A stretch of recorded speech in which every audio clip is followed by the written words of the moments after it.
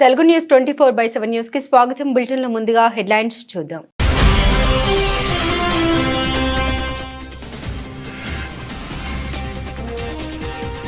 పురంధేశ్వరి సమక్షంలో బీజేపీలోకి భారీ చేరికలు. కండువా కప్పి పార్టీలోకి ఆహ్వానించిన ఆ పార్టీ రాష్ట్ర అధ్యక్షురాలు.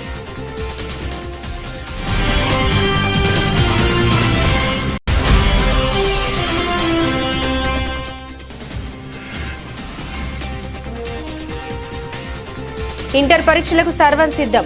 ఎలాంటి అవకతవకలకు అవకాశం లేకుండా అన్ని ఏర్పాట్లు చేసిన అధికారులు.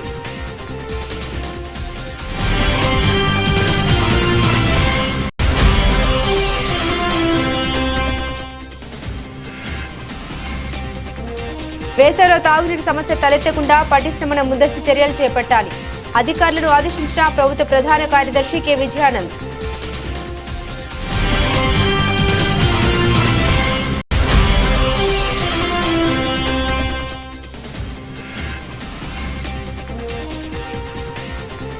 మహిళలు ఇంటి వంట పనికే పరిమితం కాకుండా అన్ని రంగాల్లో రాణించాలి.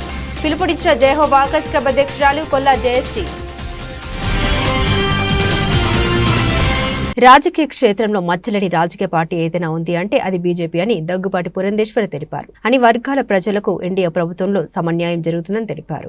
రాష్ట్ర బీజేపీ కార్యాలయంలో రాష్ట్ర బీజేపీ అధ్యక్షురాలు దగ్గుబాటి పురంధేశ్వరి ఎమ్మెల్యే సుజనా చౌదరి సమక్షంలో అమ్మ హాస్పిటల్ డాక్టర్ దుర్గా శ్రీలక్ష్మి, పవన్ కుమార్, శ్రీదేవి వారి మిత్ర బృందం దాదాపు 30 మందితో పార్టీలో చేరారు. పార్టీలో చేరిన వారిని పార్టీ కండువా కప్పి పార్టీలోకి సాదరంగా ఆహ్వానించారు. ఈ సందర్భంగా రాష్ట్ర బీజేపీ అధ్యక్షురాలు దగ్గుబాటి పురంధేశ్వరి మాట్లాడారు. రాజకీయ క్షేత్రంలో మచ్చలేని రాజకీయ పార్టీ ఏదైనా ఉందంటే అది బీజేపీ మాత్రమే అని దగ్గుబాటి పురంధేశ్వరి తెలిపారు. అన్ని వర్గాల ప్రజలకు ఎన్డీఏ ప్రభుత్వంలో సమన్యాయం జరుగుతుందని తెలిపారు. పార్టీలో చేరిన ప్రతి ఒక్కరికి సముచిత స్థానం కల్పిస్తామన్నారు. పార్టీ అభ్యున్నతి కోసం ప్రతి ఒక్కరూ కృషి చేయాలని పిలుపునిచ్చారు. సుజనా చౌదరి గారికి, అదేవిధంగా జిల్లా అధ్యక్షులైనటువంటి సోదరులు అడ్డూరు శ్రీరామ్ గారు ఉన్నారు. పెద్దలు అందరూ ఇక్కడ వేదిక మీద ఉన్నారు. వారందరికీ, పాత్రికేయ మిత్రులకి, ప్రతి ఒక్కరికి పేరు పేరున నా నమస్కారాలు తెలియజేసుకుంటూ, డాక్టర్ శ్రీలక్ష్మి గారు, అదేవిధంగా పవన్ గారు, శ్రీదేవి గారు, మరి వారి సహచర బృందం అంతా కూడా ఇవాళ భారతీయ జనతా పార్టీలో చేరినటువంటి సందర్భంలో వారందరినీ నేను సాదరంగా కేవలం కార్యకర్తలుగా ఉండిపోవటం కాదు, భారతీయ జనతా పార్టీ కుటుంబ సభ్యులుగా మిమ్మల్ని మేము ఆహ్వానిస్తున్నామని చెప్పి మీ ద్వారా వారందరికీ కూడా నేను తెలియజేసుకుంటున్నటువంటి విషయం. మనందరికీ తెలుసు, ఇందాక పవన్ గారు మాట్లాడుతున్నటువంటి సందర్భంలో వారు చెప్పారు, ఈరోజు రాజకీయ క్షేత్రంలో మచ్చలేనటువంటి నాయకత్వం కలిగినటువంటి పార్టీ భారతీయ జనతా పార్టీ అని చెప్పి వారు ఇందాక తెలియజేయడం జరిగింది. నరేంద్ర మోడీ గారు 11 సంవత్సరాలు ఇంచుమించుగా, రేపు జూన్కి 11 అయిపోతుంది. ఇన్ని సంవత్సరాలు అధికారంలో ఉన్నప్పటికీ కూడా వారి మీద కావచ్చు, లేదా వారి సహచర మంత్రి బృందం మీద కావచ్చు, ఎవరు కూడా వేలెత్తి చూపలేనటువంటి పరిస్థితి వాళ్ళ దేశంలో ఉంది. 2014 సంవత్సరానికి ముందు ఏదైతే మనం స్కాముల పర్వంగా చూసామో, 2014 తర్వాత నరేంద్ర మోడీ గారి నాయకత్వంలో ఎన్డీఏ కూటమి అధికారాన్ని చేపట్టిన తర్వాత స్కీముల పర్వాన్ని మనం దేశంలో చూస్తున్నాం. దేశంలో మన భారత సమాజంలో ఉన్నటువంటి అన్ని వర్గాల వారికి న్యాయం చేయాలి అనేటువంటి భావన, ముందుగా పేదవాడిని కేంద్ర బిందువు చేసుకుని అనేక పథకాలని ప్రవేశపెట్టినటువంటి నేపథ్యం కనుక ఇవాళ ప్రజలందరూ కూడా భారతీయ జనతా పార్టీని ఒక మచ్చలేని పార్టీగా, దేశానికి ఒక స్థిరమైనటువంటి ప్రభుత్వాన్ని, సుస్థిరమైనటువంటి ప్రభుత్వాన్ని పరిపాలన అందించినటువంటి సందర్భంలో, అది మాత్రమే కాకుండా దృఢమైన నిర్ణయాలు తీసుకోగలిగినటువంటి ఆత్మస్థైర్యం, ధైర్యం కలిగిన ఒక నాయకత్వం ఉన్నటువంటి పార్టీగా ఇవాళ ప్రజలందరూ భారతీయ జనతా పార్టీని ఆశీర్వదించడానికి ముందుకు వస్తున్నటువంటి సందర్భం. మొన్ననే మేము సభ్యత్వ నమోదు కార్యక్రమాన్ని మేము పరిపూర్ణం చేసుకున్నాం. ఆ సందర్భంలో కూడా ప్రజల వద్దకు మేము వెళ్ళినప్పుడు ప్రతి ఒక్కరూ మాకు తెలియజేసినటువంటి విషయం ఏమిటంటే, నరేంద్ర మోడీ గారు రాబోయే 15-20 సంవత్సరాలు ఇంకా వారు ప్రధానిగా భారతీయ జనతా పార్టీ దేశానికి తన స్థిరమైనటువంటి ఒక మంచి పాలన, సుపరిపాలన అందించే దిశగా ఉండాలి, అడుగులు వేయాలి అని చెప్పి ప్రతి ఒక్కరు కూడా తెలియజేసినటువంటి నేపథ్యం కనుక ప్రజల్లో నుండి అటువంటి మంచి స్పందన వస్తున్నది అంటే ఎంత మంచి పాలన దేశానికి మరి భారతీయ జనతా పార్టీ నాయకత్వంలో ఎన్డీఏ కూటమి అందిస్తుందో ప్రజలందరూ కూడా గమనిస్తున్నారని చెప్పి మేము భావిస్తున్నాం. ఈ మధ్యనే ఇండియా టుడే ఒక సర్వే నిర్వహించారు. అంటే ఇప్పుడు inspired by the BJP movements and thoughts and the decisions taken in BJP. I too want to do some service along with the party leaders to help the society and the party in a big way, and I shall do justice to the honor given to me today. Thank you so much, madam. Thank you so much, sir. I'm very honored to be here. Actually, I came for Sri Lakshmi and I will do anything for Sri Lakshmi, and at the same time I'll do anything for Dr. Narendra Modi, sir. Thank you very much for accepting me. Thank you. ఇందాక నాకు ఒక విలేక మిత్రుడు అడిగారు ఎందుకు BJP అని. యాక్చువల్గా నరేంద్ర మోడీ గారి పైనుంచి కింద కేడర్ని ఎవరు చూసుకున్నా కూడా మచ్చలేని నాయకులు ఉన్న పార్టీ ఇండియాలో ఇది ఒకటే మా ఉద్దేశంత వరకు. మీరు ఏ పార్టీ చూసినా స్కామ్లు ఉన్నాయి. మీ పార్టీ ఇంతవరకు ఎవరికి లేదు, ఇంక్లూడింగ్ మన ఆంధ్రప్రదేశ్ నుండి లీడర్లందరినీ చూడండి, ఎవరి పేరు మీద కూడా ఏ మచ్చ లేదు. ఎలాంటి అట్లా ఒక సిస్టమేటిక్ వేలో వెళ్తున్న పార్టీ ఇది, అందరికీ గౌరవించుకుంటూ వెళ్తున్న పార్టీ. అందుకని we are inspired, we are observed. And మా పశ్చిమ నియోజకవర్గం సుగుణా చౌదరి గారిని చూసుకోండి, పురంధేశ్వర్ గారిని చూసుకోండి, మా అడ్డూరి గారిని చూసుకోండి, అందరూ మాకు ఇన్స్పిరేషనే. So we like to join this party and we join. Thank you. నన్ను గెలిపించినందుకు, మీరు వచ్చి మా పార్టీలో చేరినందుకు చాలా సంతోషం. ఇంకా చాలామందిని కూడా మీరు భారతీయ జనతా పార్టీలో తీసుకురావాలని చెప్పి, మరియు మొన్న ఏదైతే ఒక 50,000 ఓట్లు మనకు కాకుండా పడిన వాళ్ళకి, ఆ 50,000 మందిని కూడా మన సైడ్కి తీసుకురావాల్సిన అవసరం, బాధ్యత మనకు ఎంతైనా ఉంది. దయచేసి మీరు అందరూ కూడా సహకరించాలని చెప్పి కోరుకుంటూ సెలవు తీసుకుంటున్నాను. గత 5 ఏళ్ల జగన్మోహన్ రెడ్డి విధ్వంస పాలన నిలదొక్కుని కూటమి ప్రభుత్వం ప్రజలకు మేలు చేసే విధంగా బడ్జెట్ ప్రవేశపెట్టడం జరిగిందని మంత్రి నిమ్మల రామానాయుడు తెలిపారు. ఇరిగేషన్ శాఖకు పెద్ద ఎత్తున 18,000 కోట్లు బడ్జెట్లో అధిక ప్రాధాన్యత ఇచ్చారని తెలిపారు. దీర్ఘకాలికంగా పెండింగ్లో ఉన్న ప్రాజెక్టుల్ని వృద్ధి చేయాలన్న సంకల్పంతో ప్రభుత్వం ముందడుగు లేస్తుందని తెలిపారు. చంద్రబాబు ఆశయాలను పూర్తి చేసే విధంగా పోలవరం లెఫ్ట్ కెనాల్ 2025 జూన్ నాటికల్లా పూర్తి చేసేందుకు కృషి చేస్తామని స్పష్టం చేశారు. పాత్రికేయ మిత్రులందరికీ కూడా నమస్కారాలు తెలియజేసుకుంటూ, ఈరోజు బడ్జెట్ ఎంతో ఆశాజనకంగా, ఏదైతే గతంలో మనందరం కూడా చూసాం, ఒక హిరోషిమా నాగసాకి మీద అణు విస్ఫోటనం జరిగినటువంటి స్థితిలో కూడా దాని నుంచి ఎట్లా మళ్ళీ తిరిగి నిలదొక్కుని ఆ హిరోషిమా నాగసాకి అభివృద్ధి చెందాయో, అదేవిధంగా గత 5 సంవత్సరాల జగన్ పాలన విధ్వంసం నుండి మళ్ళీ ఈరోజు చంద్రబాబు నాయుడు గారి యొక్క సారథ్యంలో ఈ రాష్ట్రం మళ్ళీ నిలదొక్కుని అభివృద్ధి పదంలో ముందుకెళ్తుందనేటువంటి విశ్వాసం ఈ రోజు ఉన్నటువంటి బడ్జెట్ ద్వారా మనందరికి కూడా మరి ఉంటుందనే విషయాన్ని సందర్భంగా తెలియజేసుకుంటూ ఉన్నా. అందులో పర్టికులర్గా ఇరిగేషన్ శాఖకు ఆ రోజు అన్న ఎన్టీఆర్ గారి దగ్గర నుండి ఈ రోజు చంద్రబాబు నాయుడు గారి వరకు ఇరిగేషన్ శాఖ అత్యంత ప్రాధాన్యత ఈ రాష్ట్రంలో ఇచ్చినటువంటి ఘనత. అందులో కూడా ఈరోజు చూసాం 18,000 కోట్ల రూపాయలు ఇరిగేషన్ శాఖకు పెద్ద ఎత్తున ఈరోజు బడ్జెట్లో నిధులు కేటాయిస్తూ, అందులో కూడా గత 15-20 సంవత్సరాల నుండి దీర్ఘకాలికంగా మరి పెండింగ్లో ఉన్నటువంటి ప్రాజెక్టుల్ని ఒక షెడ్యూల్ పెట్టుకుని కంప్లీట్ చేసేటువంటి విధంగా, అందులో పర్టికులర్గా ఏదైతే పోలవరం రేపు 2027 డిసెంబర్ కల్లా పూర్తి చేసి ఆ గోదావరి జలాలు అటు ఉత్తరాంధ్రకు ఇటు రాయలసీమకు ప్రవహించేటువంటి విధంగా ఈరోజు బడ్జెట్లో కేటాయింపులు ఎంతో ఆశాజనకంగా. అదేవిధంగా ఏదైతే రాయలసీమకు ఒక జీవనాడి, మరి ఏదైతే రాయలసీమకు గుండెకాయ లాంటి హంద్రీనివా ఏదైతే ఉందో, లైఫ్ లైన్ ఏదైతే ఉందో, అటువంటి హంద్రీనివా కూడా ఈరోజు 3,240 కోట్ల రూపాయలు ఈరోజు బడ్జెట్లో కేటాయింపులు జరపడం ద్వారా మరి రాయలసీమను రేపు రతనాల సీమగా మార్చేటువంటి విధంగా మరి ఈ యొక్క బడ్జెట్లో కేటాయింపులు ఉన్నటువంటి విషయం. కానీ అదేవిధంగా ఏదైతే అత్యంత వెనకబడినటువంటి ప్రకాశం జిల్లా, అందులో కూడా ఫ్లోరైడ్ బాధితులు ఉన్నటువంటి జిల్లా, గత 15-20 సంవత్సరాల నుంచి పూర్తి కానిటువంటి వెలిగొండ ప్రాజెక్టు, ఇంకా దగ్గర 3,000 నుంచి 4,000 కోట్ల రూపాయలు ఖర్చు అయ్యేటువంటి వెలిగొండ ఏదైతే ఉందో, మరి దాన్ని పూర్తి చేయకుండానే, అంటే అది హెడ్ రెగ్యులేటర్ కానీ, టన్నెల్స్ కానీ, ఫీడర్ కెనాల్ కానీ, R&R కానీ, డిస్ట్రిబ్యూషన్ సిస్టమ్ కానీ ఎక్కడ కూడా పనులు జరగకుండానే జాతికి అంకితం చేసినటువంటి మహానుభావుడు గత ముఖ్యమంత్రి అయితే, ఈరోజు ఆ వెలిగొండను ఖచ్చితంగా రేపు 2026 జూలై కల్లా మరి వాటర్ మరి ప్రవహించేటువంటి విధంగా నేటి నుండి ఇంటర్ పరీక్షలకు సర్వం సిద్ధమైంది. పరీక్షల్లో ఎలాంటి అవకతవకలకు అవకాశం లేకుండా అన్ని కేంద్రాల్లోనూ సీసీ కెమెరాలు ఏర్పాటు చేశారు. సమస్యాత్మక పరీక్షా కేంద్రాల వద్ద పటిష్ట బందోబస్తు ఏర్పాటు చేశారు. ఉమ్మడి కృష్ణా జిల్లాలో మొదటి సంవత్సరం పరీక్షలకు 64,565 మంది, రెండో సంవత్సరం పరీక్షలకు 58,851 మంది హాజరు కానున్నారు. మొత్తం 166 పరీక్షా కేంద్రాలు ఏర్పాటు చేశారు. పరీక్షా కేంద్రాల వద్ద విద్యార్థులు హడావుడి సందడి నెలకొంది. ఎన్టీఆర్ జిల్లాలో మొదటి సంవత్సరం పరీక్షలకు 40,008 మంది, ద్వితీయ సంవత్సరం పరీక్షలకు 37,979 మంది హాజరవుతున్నారు. వొకేషనల్ కోర్సులకు సంబంధించి మొదటి సంవత్సర విద్యార్థులు 1,202 మంది, ద్వితీయ సంవత్సరం విద్యార్థులు 1,083 మంది ఉన్నారు. జిల్లాలో పరీక్షల నిర్వహణకు 103 కేంద్రాలు సిద్ధం చేశారు. మొదటి సంవత్సరం పరీక్షలు ఈ రోజు నుండి ఈ నెల 14వ తేదీ వరకు జరుగుతాయి. 20 మంది విద్యార్థులకు ఒక ఇన్విజిలేటర్ను నియమించారు. గంపలగూడెంలో ఉన్న ప్రభుత్వ జూనియర్ కళాశాల పరీక్ష కేంద్రాన్ని సమస్యాత్మకంగా గుర్తించారు.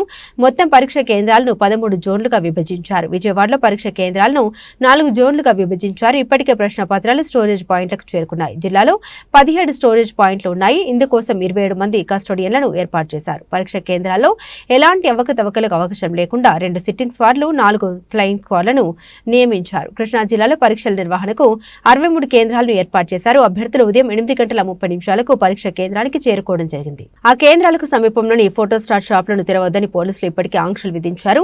ట్రాఫిక్ ఎలాంటి ఇబ్బంది తలెత్తకుండా పరీక్ష కేంద్రాల వద్ద పోలీసు అధికారులు భద్రతా చర్యలు చేపట్టారు. Graduate MLC elections code TDP నాయకులకు వర్తించదా అని ఎంసీపీఐ రాష్ట్ర సహాయక కార్యదర్శి ఎస్కే ఖాదర్ బాషా ప్రశ్నించారు. గ్రాడ్యుయేట్ ఎమ్మెల్సీ ఎన్నికల్లో టీడీపీ నాయకులు ఎండీ ఫతా ఉల్లాహకు ఓటు లేకపోయినా పోలింగ్ బూత్ దగ్గర తిరగడం ఎంతవరకు సరైందన్నారు. ఎన్నికల అధికారులు నిర్లక్ష్యం వహించి అధికార పార్టీకి దాసోహం అయ్యారని ఆరోపించారు. ఎన్నికల కోడ్ ఉల్లంఘన కింద టీడీపీ నాయకులు ఫతా ఉల్లాహపై కేసులు పెట్టి అరెస్టు చేయాలని డిమాండ్ చేశారు. భాషా ఎంసీపీఐయు పార్టీ రాష్ట్ర సహాయ కార్యదర్శి నిన్న జరిగినటువంటి ఎమ్మెల్సీ గ్రాడ్యుయేట్ ఎన్నికల సందర్భంగా మహాకూటమి నాయకులు ఎవరైతే ఉన్నారో ఎమ్మెల్సీ లక్ష్మణరావుని ఓడించే దిశగా ఎక్కడ గెలుస్తారని చెప్పేటువంటి భయం తట్టుకోలేక పల్నాడు జిల్లా ప్రాంతంలో ఏజెంట్లు బయట పంపించారు. విజయవాడ నగరంలో ముఖ్యంగా 1 టౌన్ పశ్చిమ నియోజకవర్గంలో అయితే మాత్రం మీరు చూస్తున్నారు కదా, ఇవన్నీ గాంధీజీ స్కూల్లో అలాగే మధ్యాహ్నం నుంచి మహాకూటమి వాళ్ళకి ఎటువంటి గ్రాడ్యుయేట్ ఓటర్ కార్డు లేదు. మరి ఎలక్షన్ కమిషను నిద్రపోతుందా? నిబంధనలు మళ్ళీ వీళ్ళకి వర్తించదా?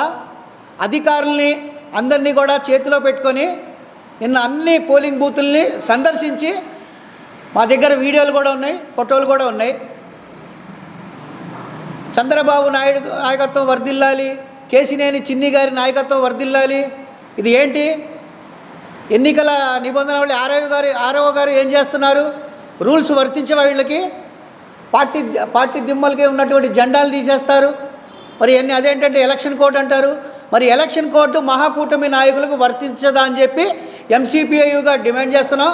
తక్షణమే ఎవరైతే వీళ్ళు స్లోగన్స్ ఇచ్చుకొని పోలింగ్ కేంద్రాల్లో నారా చంద్రబాబు నాయుడు గారి నాయకత్వం వర్ధిల్లాలి, కేసినేని చిన్ని నాయకత్వం వర్ధిల్లాలని చెప్పి తెలుగుదేశం పార్టీ నాయకులు నిన్న జనాలతో వెళ్ళారో వాళ్ళని తక్షణమే వాళ్ళపై చర్య తీసుకొని అరెస్ట్ చేయాలా? లేని పక్షంలో మనం అధికారులు కూడా మెమోరాండాలు ఇచ్చి దీనిపై పెద్ద ఎత్తున ఆందోళన చేస్తామని చెప్పి మీ ద్వారా కోరుతున్నాం. అసలు మేము ప్రజాస్వామ్యంలో ఉన్నామా అని చెప్పి కూటమి ఎమ్మెల్సీ ఆయన అభ్యర్థి ఎవరైతే నుంచున్నారో ఆయన లక్ష్మణరావు గారు చెప్పారు, మీరు గ్రాడ్యుయేట్ యొక్క మన్నలు పొందకుండా మీరు భయపడి ఈ రకంగా అరాచక పాలన చేసి అధికారం మాదేగా అని చెప్పి అధికారం చేతిలో పెట్టుకొని అధికారులతో ఈ రకంగా భయభ్రాంతులకు గురి చేయడం, స్లోగన్స్ ఇవ్వడం, ఇది ఎంతవరకు కరెక్టు? తక్షణమే ఎవరైతే వెళ్ళారో ఆ నాయకులు ఎవరైతే ఉన్నారో ఈ ఫతావుల్లా అనే పేరు తెలుగుదేశం పార్టీ నాయకులు మొహమ్మద్ ఫతావుల్లాని తక్షణమే చంద్రబాబు పేరు చెప్పి, కేసినేని చిన్ని గారి పేరు చెప్పి అక్కడ గాంధీజీ స్కూల్లో స్లోగన్స్ తీసుకుంటూ నినాదాలు ఇస్తూ ఉన్నారు. తక్షణమే అధికారులు వీళ్ళపై చర్య తీసుకొని అరెస్ట్ చేయాలా? లేని పక్షంలో పెద్ద ఎత్తున ఆందోళన చేస్తామని చెప్పి ఈ మీడియా సమావేశం ద్వారా మీ ద్వారా తెలియజేస్తా ఉన్నాను. వేసవిలో తాగునీటి సమస్యలు తలెత్తకుండా పటిష్టమైన ముందస్తు చర్యలు చేపట్టాలని, అందుకు తగ్గట్టుగా వేసవి కార్యాచరణ ప్రణాళికను రూపొందించాలని రాష్ట్ర ముఖ్యమంత్రి నారా చంద్రబాబు నాయుడు ఆదేశించినట్లు ప్రభుత్వ ప్రధాన కార్యదర్శి కె విజయానంద్ తెలిపారు. అందుకు తగ్గట్టుగా జిల్లాల వారీగా పటిష్టమైన చర్యలు చేపట్టాలని అన్ని జిల్లాల కలెక్టర్లను ఆయన ఆదేశించారు. రాష్ట్ర సచివాలయం సిఎస్ సమావేశ మందిరం నుండి అన్ని జిల్లాల కలెక్టర్లతో ఆయన వీడియో కాన్ఫరెన్స్ నిర్వహించి వేసవిలో తాగునీటి సమస్య తలెత్తకుండా నీటి ద్వారా సంభవించే వ్యాధులు ప్రబలకుండా ముందస్తుగా చేపట్టాల్సిన చర్యలు, ఎన్టీఆర్ భరోసా పెన్షన్ల పంపిణీలో అనుసరించాల్సిన విధి విధానాలు, సానుకూల ప్రజా అవగాహన మరియు ఎంఎస్ఎంఈ పార్కుల సర్వే తదితర అంశాలపై సమీక్షించారు. ఈ సందర్భంగా ఆయన మాట్లాడారు. మార్చి నుండి జూన్ వరకు వేసవి తీవ్రత ఎక్కువగా ఉండే అవకాశం ఉందని, ఆ సమయంలో రాష్ట్ర వ్యాప్తంగా ఉన్న అన్ని గ్రామీణ పట్టణ ప్రాంతాల్లో ఎటువంటి తాగునీటి సమస్య తలెత్తకుండా అన్ని జిల్లాల కలెక్టర్లు ప్రత్యేక ముందస్తు ఏర్పాట్లు చేసుకోవాలన్నారు. గత అనుభవాన్ని దృష్టిలో ఉంచుకొని తాగునీటి సమస్య తీవ్రంగా తలెత్తేందుకు అవకాశం ఉండే గ్రామీణ పట్టణ ప్రాంతాలపై ముందుగానే ప్రత్యేక దృష్టి సారించాలన్నారు. ఈ ఏడాది అన్ని జలాశయాలు నీటితో కలకల్లాడుతున్నాయని తెలిపారు. భూగర్భ జలాలు కూడా అందుబాటులో ఉన్నాయని, ఎటువంటి ఆందోళన చెందాల్సిన పని చేయలేదని, అయితే ఆయా నీటి మట్టాలను ఎప్పటికప్పుడు పర్యవేక్షించుకుంటూ ఉండాలన్నారు. రాష్ట్ర పంచాయతీరాజ్ మరియు గ్రామీణ అభివృద్ధి శాఖ ప్రిన్సిపల్ సెక్రటరీ శశిభూషణ్ కుమార్, రాష్ట్ర సమాచార మరియు సంబంధాలు డైరెక్టర్ హిమాంశు శుక్లా, జెన్కో ఎండీ చక్రధర్ బాబు తదితరులు ఈ సమావేశంలో ప్రత్యక్షంగా పాల్గొనగా, వైద్య ఆరోగ్య శాఖ ప్రత్యేక ప్రధాన కార్యదర్శి ఎంటీ కృష్ణబాబు, ఐటీ మరియు ఆర్టీజీఎస్ సెక్రటరీ కాటంనేని భాస్కర్, పరిశ్రమల శాఖ secretary N Yuvaraj, ex officio secretary మరియు సెల్ఫ్ సీఈఓ శ్రీమతి కరుణ మరియు అన్ని జిల్లాల కలెక్టర్లు వర్చువల్ గా ఈ సమావేశంలో పాల్గొన్నారు. మహిళలు ఇంటి వంట పనికే పరిమితం కాకుండా అన్ని రంగాల్లో రాణించాలని జయహో వాకర్స్ క్లబ్ అధ్యక్షురాలు కొల్లా జయశ్రీ పిలుపునిచ్చారు. మహిళలు చైతన్యవంతులుగా ఉంటేనే కుటుంబాన్ని మంచి మార్గంలో నడపగలరని అభిప్రాయం వ్యక్తం చేశారు. జయహో వాకర్స్ క్లబ్ ఆధ్వర్యంలో విజయవాడ ప్రెస్ క్లబ్ లో తెలుగు సినిమా పాటల పోటీలు నిర్వహించారు. ఈ పోటీలో వివిధ ప్రాంతాల నుండి తరలివచ్చిన మహిళలు పోటీలో ఉత్సాహంగా పాల్గొన్నారు. అనంతరం విజేతలుగా నిలిచిన వారికి కొల్లా జయశ్రీ బహుమతుల్ని అందించారు. అనంతరం జయశ్రీ మాట్లాడారు. మహిళలను చైతన్యవంతులు చేయాలనే లక్ష్యంతో సంస్థను ప్రారంభించామని తెలిపారు. అన్ని రంగాల్లో మహిళలు రాణించే విధంగా వారిని ప్రోత్సహిస్తున్నామన్నారు. హెల్మెట్ ధరించడం వల్ల కలిగే ప్రయోజనాలు, రహదారి ప్రమాదాలపై అవగాహన కల్పిస్తున్నట్టు తెలిపారు. న్యాయ నిర్ణేత వడ్డాది కామేశ్వరి మాట్లాడారు. సాధనతో మంచి గాయకులు కావచ్చని, దోషాలు సరిచేసుకోవాలని సూచించారు. అందరికీ నమస్తే అండి. నా పేరు కొల్లా జయశ్రీ. నేను అడ్వకేట్గా చేస్తున్నాను. జయహో వాకర్స్ క్లబ్ మరియు జయహో సర్వీస్ అండ్ ట్రాఫిక్ ఆర్గనైజేషన్ వారి ఆధ్వర్యంలో ఈరోజు మహిళలకు సినిమా పాటల పోటీని కండక్ట్ చేశాము. ఎందుకంటే మహిళల్లో ఉన్నటువంటి టాలెంట్ ఎంకరేజ్ చేయాలి అనే ఉద్దేశంతో ఈ ప్రోగ్రాం కండక్ట్ చేస్తాము. ఎవ్రీ ఇయర్ చేస్తామండి. మహిళలకు అంటే జనవరి 26కి రిపబ్లిక్ డే సందర్భంగా లాస్ట్ ఇయర్ మహిళలకు దేశభక్తి గీతాలని కండక్ట్ చేశాము. తర్వాత తెలుగు సినిమా పాటల పోటీలు, ఇట్లా తెలుగు సినిమా పాటలు అంటే మాకు చాలా ఇష్టం. పాటలు కానీ డ్యాన్సులు కానీ ఇట్లా కల్చరల్ యాక్టివిటీస్ అంటే సర్వీస్ యాక్టివిటీసే కాకుండా ఎంటర్టైన్మెంట్, ఈ కల్చరల్ యాక్టివిటీస్ ఇవి కూడా చాలా ఇంట్రెస్ట్. కాబట్టి మహిళలందరికీ కూడా ఉపయోగపడాలి, వాళ్ళల్లో ఉన్నటువంటి టాలెంట్ ఎంకరేజ్ చేయాలి అనే ఉద్దేశంతో ఈ ప్రోగ్రాం కండక్ట్ చేస్తున్నాము. చిన్నపిల్లలు అంటే పిల్లలకి ఎలాగో స్కూల్స్లో వాళ్ళకి ఎంటర్టైన్మెంట్ ప్రోగ్రామ్స్, కాంపిటీషన్స్ అవన్నీ ఉంటాయి కాబట్టి మేము పిల్లల్ని ఇన్వాల్వ్ చేయలేదు ఇందులో. సో 20 ఇయర్స్ నుంచి ఒక 70-80 ఇయర్స్ వరకు మహిళల్ని మేము దీంట్లో పాల్గొనే అవకాశాన్ని ఇచ్చామన్నమాట. అందులో మంచి మంచి ప్రైజులు కూడా ఇస్తున్నాము. మేము చేసే సర్వీస్ యాక్టివిటీస్ గురించి అయితే చెప్పాలంటే ట్రాఫిక్ అవేర్నెస్ మాది మెయిన్. అంటే ట్రాఫిక్ ప్రాబ్లమ్స్ సాల్వ్ చేయటం, యాక్సిడెంట్స్ కంట్రోల్ చేయడం, ట్రాఫిక్ అవేర్నెస్ క్రియేట్ చేయడం, ఇవన్నీ కూడా. ఇదే కాకుండా మేము ఎవ్రీ ఇయర్ సమ్మర్లో బటర్ మిల్క్ డిస్ట్రిబ్యూషన్ 60 days చేస్తాము. ఇంకా service activities like orphanage homes కానీ, లేకపోతే ఓల్డ్ ఏజ్ హోమ్స్ వాళ్ళకి ఫుడ్ డిస్ట్రిబ్యూషన్ అని, బెడ్షీట్స్ డిస్ట్రిబ్యూషన్ ఇట్లాంటివి చాలా చేస్తాం. నమస్తే, నా పేరు ఆంజనేయరాజు. జైహో వాకర్స్ క్లబ్ ట్రెజరర్గా వ్యవహరిస్తున్నాను.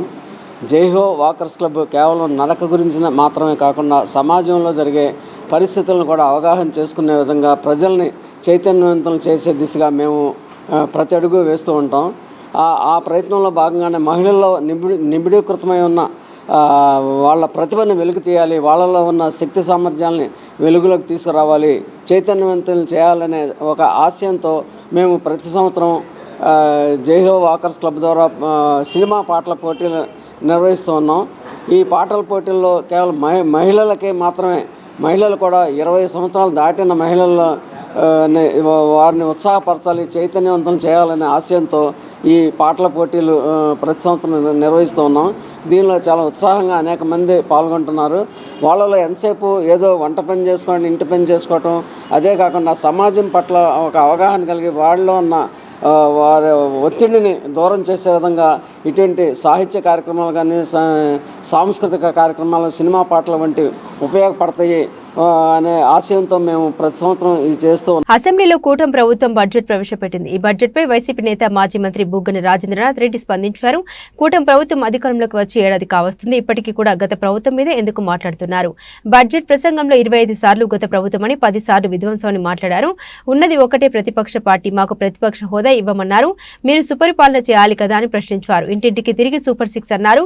1కి 10 సార్లు ఇంటి చుట్టూ తిరిగి ఒక్కో ఇంటికి లక్షలు వస్తాయని తెలిపారు. జగన్ ప్రభుత్వంలో పథకాలు ఖచ్చితంగా అందరికీ అందాయి, అలాగే అందుతాయని నమ్మి మోసపోయి ఉండొచ్చు.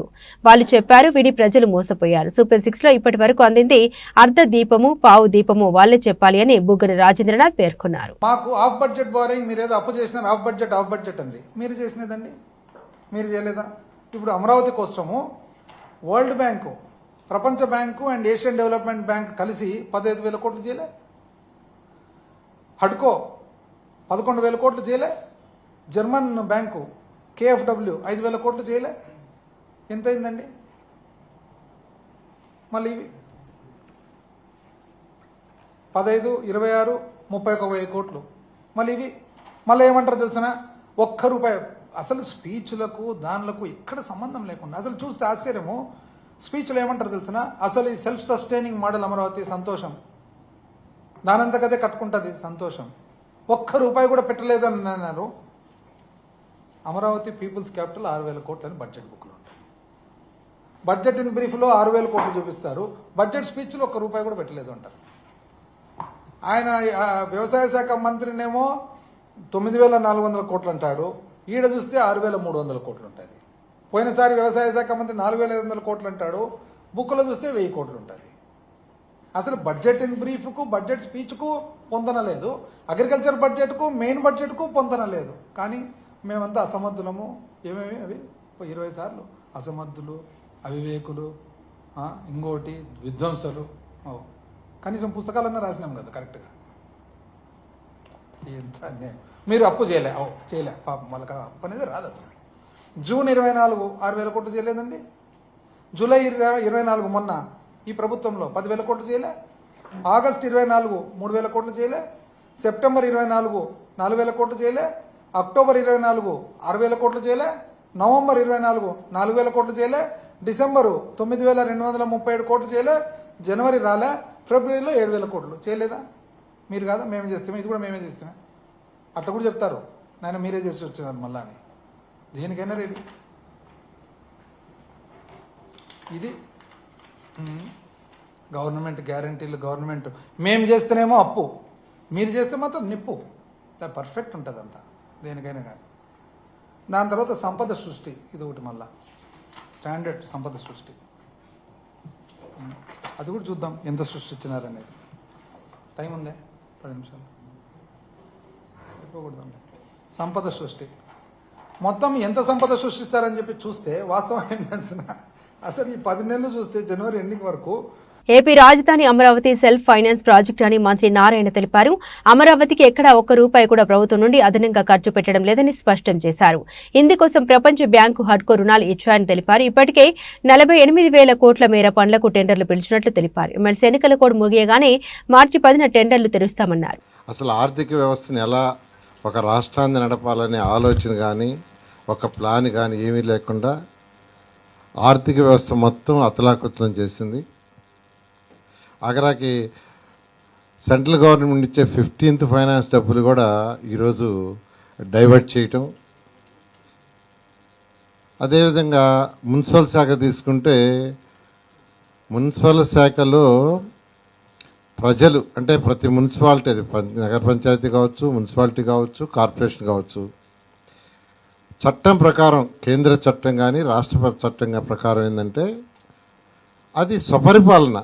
అంటే వాళ్ళ ఏరియా డెవలప్ చేసుకోవడానికి వాటర్ కావచ్చు, లేదా శానిటేషన్ కావచ్చు, లేదా డ్రైన్స్ కావచ్చు, లైట్స్ కావచ్చు, అవన్నీ చేసుకోవటానికి వాళ్ళు అక్కడ ట్యాక్సులు కలెక్ట్ చేసుకొని కౌన్సిల్లో పెట్టుకొని కౌన్సిల్లో ఏం అవసరమో దాని ప్రకారం నిర్ణయించే అధికారం వాళ్ళకుంది.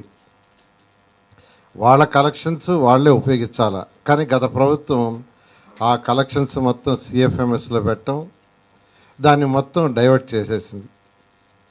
డైవర్ట్ చేసి ఈరోజు మున్సిపాలిటీలో అక్కడికి బ్లీచింగ్ పౌడర్ వాడటానికి కానీ ఆయిల్కి కానీ దానికి కూడా కొన్ని మున్సిపాలిటీలో డబ్బులు లేకుండా చేసింది. అలా ఆర్థిక వ్యవస్థ అన్ని డిపార్ట్మెంట్లు సర్వనాశనమే. అయితే ఈ ప్రభుత్వం వచ్చిన తర్వాత ముఖ్యమంత్రి గారికి ఉన్న అపార అనుభవంతో ఈరోజు ఒక్కొక్కటిని ముందుకు తీసుకొస్తూ ఆర్థిక వ్యవస్థని గాడిలో పెడుతున్నారు. ఇప్పుడు నా శాఖ తీసుకుంటే మున్సిపల్ శాఖకి ఏప్రిల్ 1 నుంచి రాబోయే ఏప్రిల్ 1 నుంచి ఏ మున్సిపాలిటీకి వచ్చే కలెక్షన్స్ ఆ మున్సిపాలిటీలో వాళ్ళే ఖర్చు పెట్టుకునేటట్టుగా ఈరోజు క్లారిటీగా బడ్జెట్లో కూడా చెప్పడం జరిగింది. ముఖ్యమంత్రి గారికి ప్రత్యేకంగా ఈ విషయం నేను ధన్యవాదాలు తెలియజేస్తున్నాను. ఈరోజు బడ్జెట్ తీసుకుంటే 3,22,359 కోట్లతో బడ్జెట్ పెట్టారు. దీంట్లో అన్నిటికంటే ఇంపార్టెంట్ ఏంటంటే అందరికీ తెలిసిందే, నా శాఖకు సంబంధించి 13,862 కోట్లు మున్సిపల్ శాఖ కేటాయించారు. అందులో 6,000 కోట్లు యాక్చువల్గా సిఆర్డీకి అలాట్ చేయడం జరిగింది. అన్నిటికంటే ఇంపార్టెంట్ ఎలక్షన్స్కి ముందు ఏదైతే ప్రజలకి ప్రామిస్ చేశామో వాటిల్లో 2 నెరవేర్చడం జరిగింది. ఎన్టీఆర్ భరోసా పెన్షన్స్, విద్య, వైద్య, వ్యవసాయం, అభివృద్ధి మరియు సామాజిక సంక్షేమ ప్రాధాన్యతతో వికసిత్ భారత్లో స్వర్ణాంధ్రను భాగస్వామ్యం చేసే బడ్జెట్ ఇది. గత ప్రభుత్వ విధ్వంసం ఆనవాళ్లను జరిపే స్వర్ణాంధ్ర సాధన పూర్తిస్థాయి తొలి బడ్జెట్ 2025-2026ను ఆర్థిక మంత్రి పయ్యావుల కేశవ్ గారు ప్రవేశపెట్టారు. అభివృద్ధి మరియు సంక్షేమం రెండు కళ్లలాగా 3.22 లక్షల కోట్ల రూపాయల బడ్జెట్లో ప్రతిబింబించాయి. కేంద్ర ప్రభుత్వ సహకారంతో అమరావతి నిర్మాణం బడ్జెట్తో సంబంధం లేకుండా స్వయం వనరుల కల్పన ద్వారా పూర్తి అని చెప్పడం ద్వారా గత ప్రభుత్వం నిధులు లేవని చేసిన ప్రచారం తప్పని తేలింది. పోలవరం మొదటి దశ పూర్తికి 6,705,000 కోట్లు అవసరమైన కేటాయింపులు బడ్జెట్లు చేయడం ద్వారా కేంద్ర ప్రభుత్వం నిధుల సద్వినియోగం స్ఫూర్తి ప్రతిబింబిస్తోంది. రైతులకు అన్నదాత సుఖీభవ కింద కేంద్రం ఇచ్చే 6,000 కలుపుకొని 20,000 పెట్టుబడి సహాయం కోసం 6,300 కోట్ల బడ్జెట్ కేటాయింపులు చేయడాన్ని ఆహ్వానిస్తున్నాం. ఉచిత వ్యవసాయ విద్యుత్ 12,773 కోట్లు కేటాయించడం శుభ పరిణామం. కేంద్ర ప్రాయోజిత పథకాలకు మ్యాచింగ్ నిధుల కూర్పు, స్థానిక సంస్థల నిధులు నేరుగా మున్సిపాలిటీలకు, పంచాయతీలకు అందేలా చేయడం ద్వారా వికసిత్ ఆంధ్ర స్వర్ణాంధ్రప్రదేశ్ సాధన ద్వారా ప్రధాని నరేంద్ర మోదీ గారి సంకల్పం వికసిత్ భారత్ లో భాగస్వామ్యం కావడానికి ఈ బడ్జెట్ ఊతమివ్వడానికి ముఖ్యమంత్రి చంద్రబాబు నాయుడు గారి దార్శనికత స్పర్శిస్తుంది. బులెటిన్ ముగించే ముందు హెడ్లైన్స్ మరోసారి.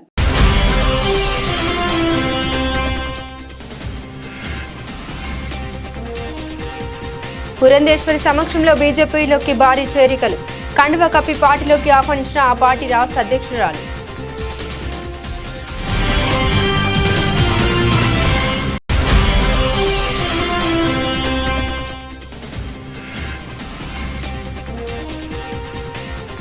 ఇంటర్ పరీక్షలకు సర్వం సిద్ధం, ఎలాంటి అవకతవకలకు అవకాశం లేకుండా అన్ని ఏర్పాట్లు చేసిన అధికారులు.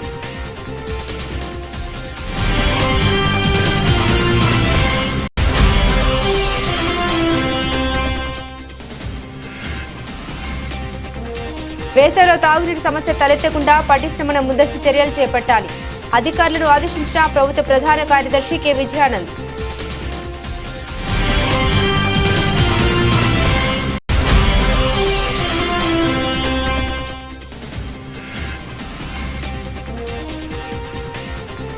మహిళలు ఇంటి వంట పనికే పరిమితం కాకుండా అన్ని రంగాల్లో రాణించాలి, పిలుపునిచ్చిన జయహో వాకర్స్ క్లబ్ అధ్యక్షురాలు కొల్లా జయశ్రీ. ఇవి బులెటిన్లోని విశేషాలు. తిరిగి మరో బులెటిన్తో మళ్ళీ కలుసుకుందాం. అంతవరకు సెలవు, నమస్కారం.